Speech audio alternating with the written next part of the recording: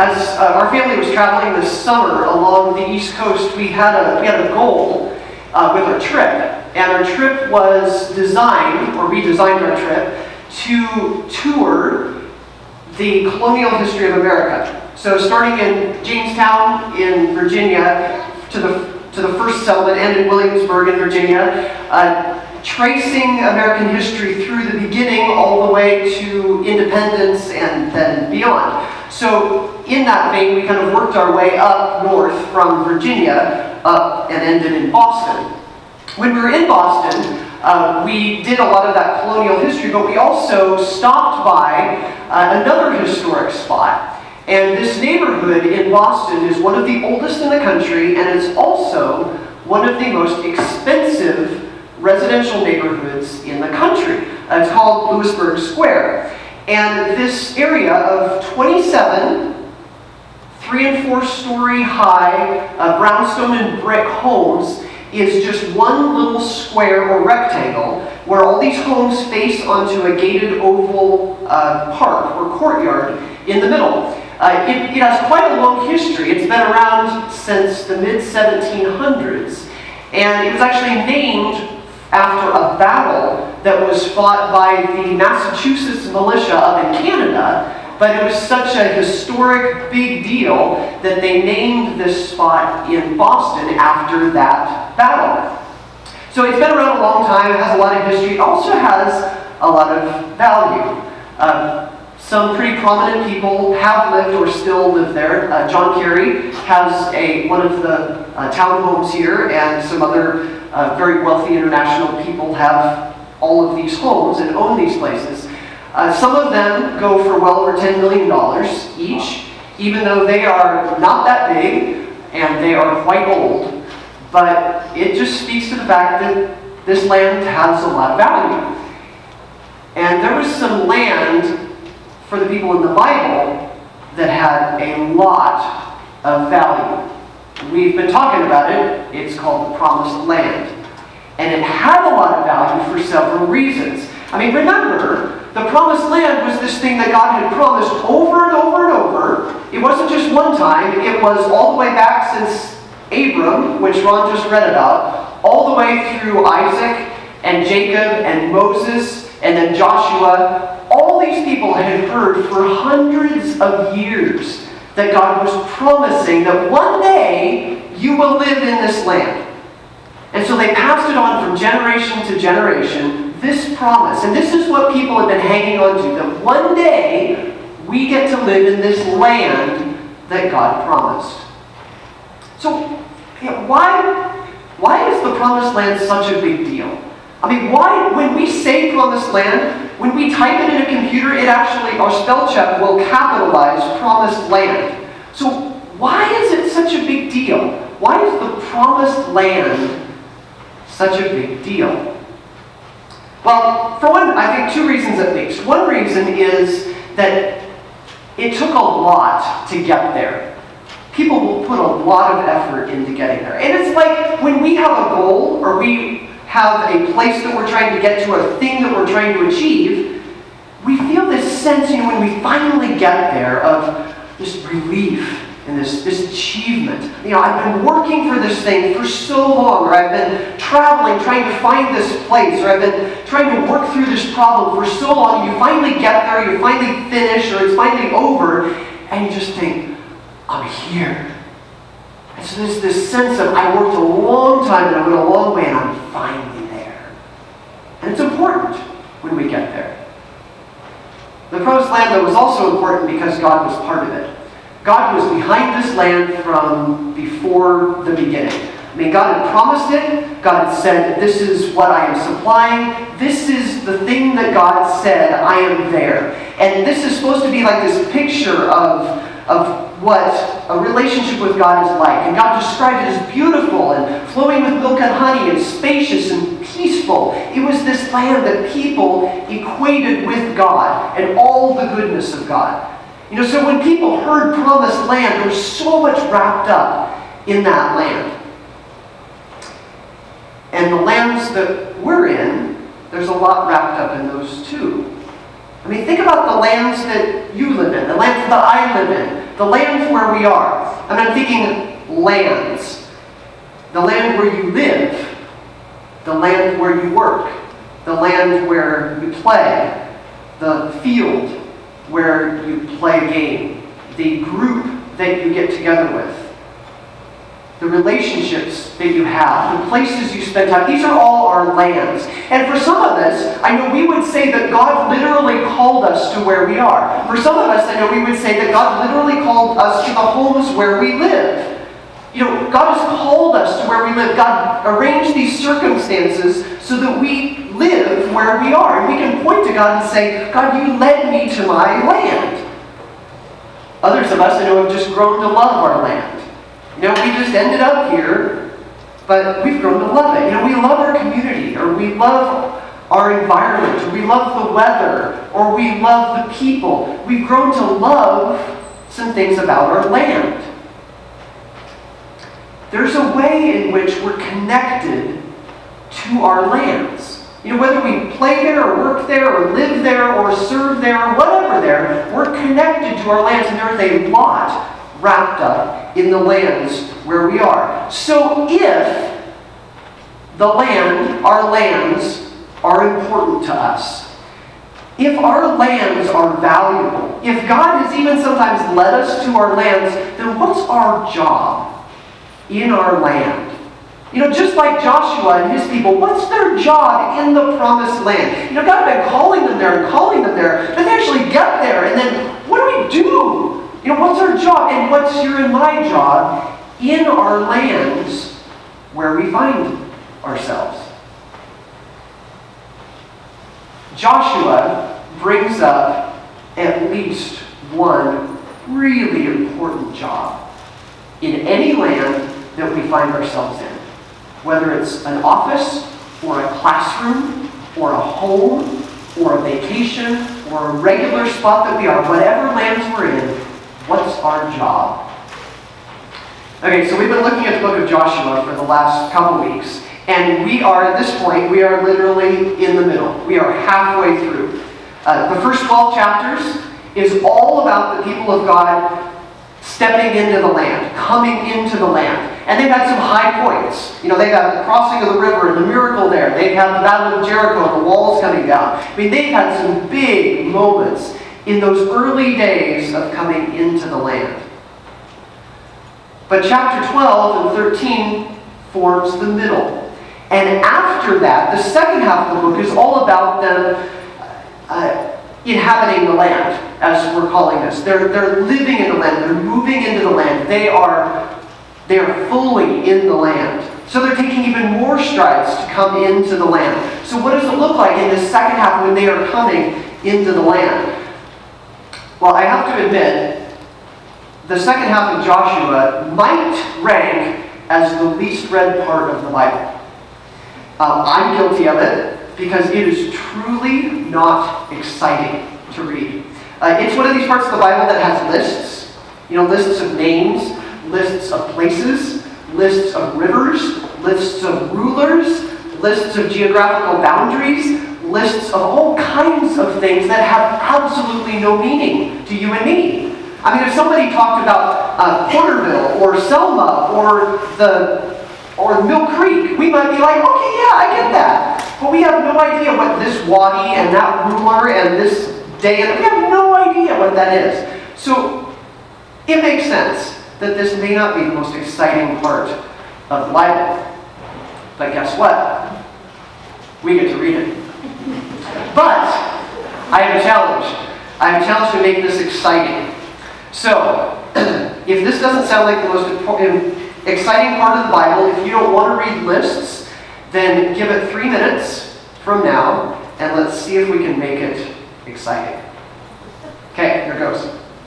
So up until now, up until Joshua chapter 13, all of God's people had stepped into the land, and that was an enormous milestone for them. Stepping into the land was like the fulfillment of everything. Remember, people had told them this promise, people had talked about this promise, they'd described this promise, and so for them, they're like living this promise. This is huge. They get to be the people No others get to be the people. They are the people that get to step into this land. But at this point, they had not really settled in the land. Nobody had built a house in the land. Nobody had planted a garden and dug irrigation. Nobody had put up a sign that said, the Levites live here, or Ephraim and his family, welcome home. I mean, there was no sign in a yard in the promised land. So they had not settled yet in the land. Now is the time when everybody gets their land. It's like they're getting the keys to their house. It's like they're getting the property deed to where they get to live. I mean, this is like, they should be walking under a balloon arch. They should be holding hand in hand, like marching into the valley. This is their time. They are getting their land. That's what Joshua's job is. God said, give them their land, outline it for them, tell them what their land is, and hand it over. Now, this is huge for them. So, how do they get their land? How do they know what is their land?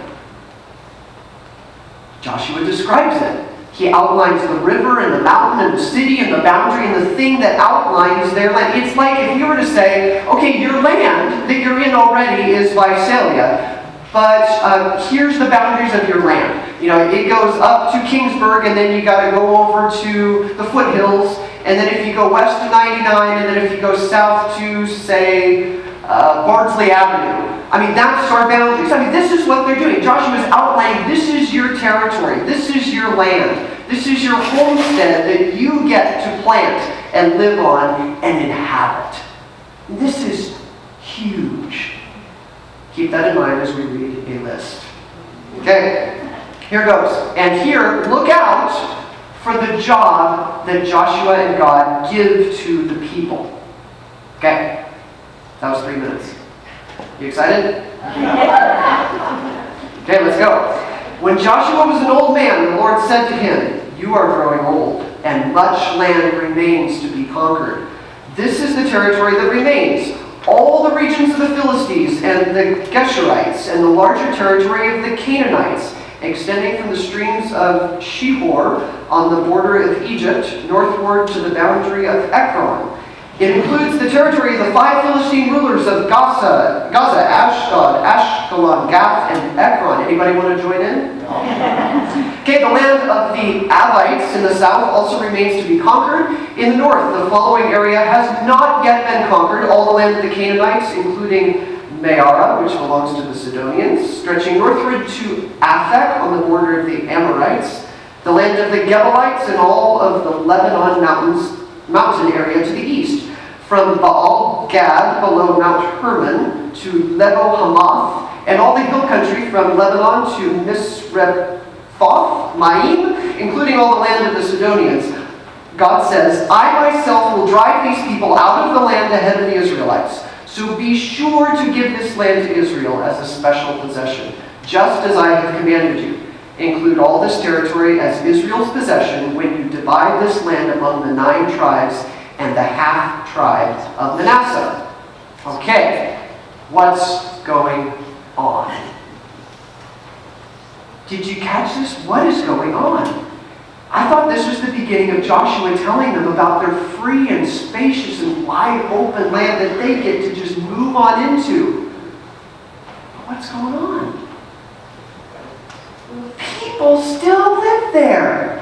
I thought they already conquered the land. Wasn't that Joshua 1 through 12?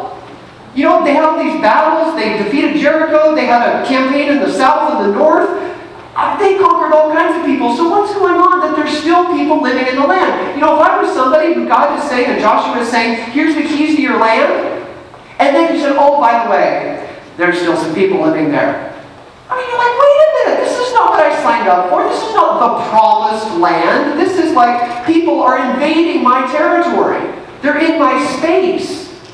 This is not exactly the promise that God seemed to be making. So what is going on? Well, God also makes sure that there is no mistake about what he's calling Joshua to do. Twice, God says to Joshua that he must give this land. Like, God is intentional. God says, I'm not kidding here. This is the land. Even though it may not look quite like the promised land that you think, it's the promised land. This is the right thing. So make sure you give it to them. Even though this land already has people living in it, even though there's people remaining there, this is the land I'm intending to give to them. Joshua has to turn all this land over to these people who are wondering what is going on. This weekend, as Meredith brought up, there are students all over California who are returning to college. Emma started last week, and Ben starts this week, along with a lot of other UC students. Prep school started a couple weeks ago, so this is really the season. John just started recently. This is the season when college students are going back to school. And that is a huge time when they go back to school, because remember, the role of a college student is not just to go to class and learn some things. The role of a college student is to immerse yourselves in a whole new world and a whole new life. It's friendships, it's learning, it's classes, it's relationships, it's a whole new community. It's things to explore. There's all kinds of things to invest in, to immerse yourself in when you're in college. And so this is the college students' land. They're moving into a new land. But then there's mom and dad. There's grandpa and grandma. There's back home. And the intent of college is never that the student, well, I shouldn't say never. Hopefully the intent of college is not that the student just goes off to their land with no intention of ever having any connection whatsoever with home, or with mom and dad, or grandpa and grandma, or whatever home looks like. The intent is that they go off and they explore their land, but they're still connected somehow to mom and dad, or grandpa and grandma, or home. When God sends the people into the land, God is never saying, just get out and go explore your land, without any intention of staying connected to your God. What is it that God says?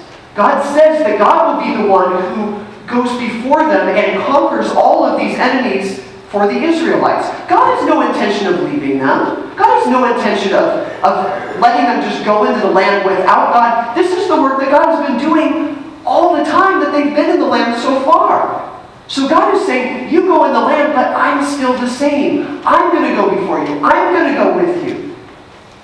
So the people, they've had Joshua as their ruler, as their leader, as their teacher, their guide for a long time, and they no longer do. Their role is changing, because now they're on their own. God's role hasn't changed, but their role has. And their role now in the land, their role is to make sure that they're still following God. Even though the environment's changed, even though the job has changed, even though the people have changed, even though the space has changed, even though everything around them has changed, their job is to make sure that God is still their leader and that they are following God. In all the lands that we find ourselves, even new lands, that's our job too. If we're in a new set of relationships, or we're in a new job, if we're in a new role in life, a new schedule, a new group, our job is to figure out, what does that mean for now? How do I follow God? Because it feels different. Everything's different. The people are different. The setting's different. The schedule, the time, everything's different. But what does that mean for how I follow God? Because God's still there. God's still leading, God's still directing, God's still involved.